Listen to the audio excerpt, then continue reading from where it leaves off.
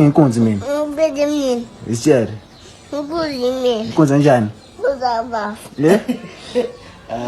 Inkunzi enjani? Uzaba. Uyijonga ngithi. Uyinsizwa. Ngizizwa. Bheka la. Ngithi nginsizwa mina. Ngide mina. Ngiyijongo. Ngijong. Indoda yenzani? Uzakhala. Ayikhala ngithi. Sule ngembezi mfana. Sule ngembezi ngibona. Sule ngembezi. Sule ngembezi. Sule ngembezi. Yabona nale sweet. Nale sweet. Sule ngembezi. Sule ngembezi. Sule ngembezi. Sengibona. Uyijonga ngithi. Sanibonani ninjani, hope you guys are okay.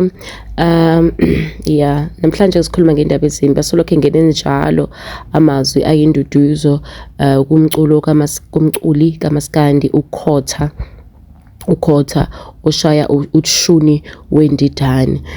uKhotha ke ubesedumile nje impela ehamba namagedangoma akhe, uye wasehlaselwa ingozi yemoto ethathe wonke amagedangoma akhe including nendodana yakhe esencane uNkunzi Evava ekade sidumile nje impela ku social media ethiwa uNkunzi Evava eyaduma ngokuthi ithi indoda ayikhali mina igama lami nguNkunzi Evava. Kubhlungu Nkosi yami okwenzeke kulomndeni, ngoba le ngoma zilethe uma ngabe yenzeka yabathatha bonke kanye buba u4 kahle buba u5. uNkunzi Evava indodana yalomculi, kwase kuba uSithalalo kade backup singer, kwaba uMcondo kade backup singer, kwaba uMngomezulu kade backup singer, kanti futhi ke lo munye wabo namhlanje bekwi birthday yabo.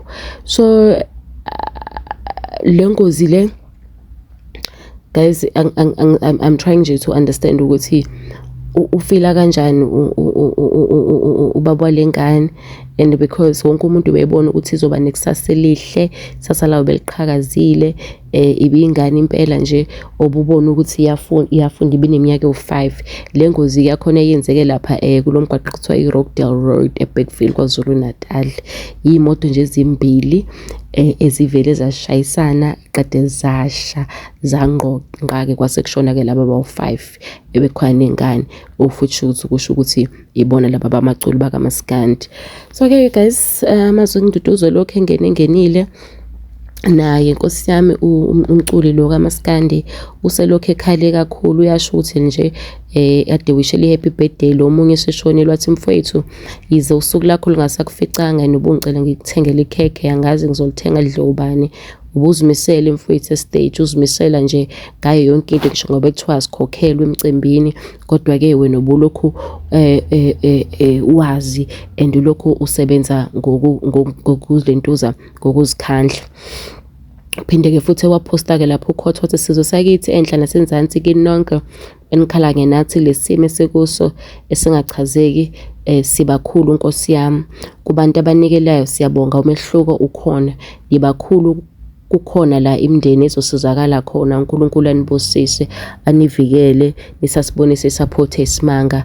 Angazi ngiyonibongela ubani, indoda ayikhali kodwa lokhu kungenhla kwami and ngibone ngazothi impela cha, ngiyazama ukuthi ngithule kodwa akwenzeki, impela kubhlungu and ngiyakhalela. Kuthe kusenjalo ke futhi ke lo mculi kanti agcinanga nje lapho, njengoba lengozi yenzekile bekukhona nomunye umntana wakhe intombazane osasesibhedlela, okuyena kosephefula ngemshini khona lapha yana esibhedlela.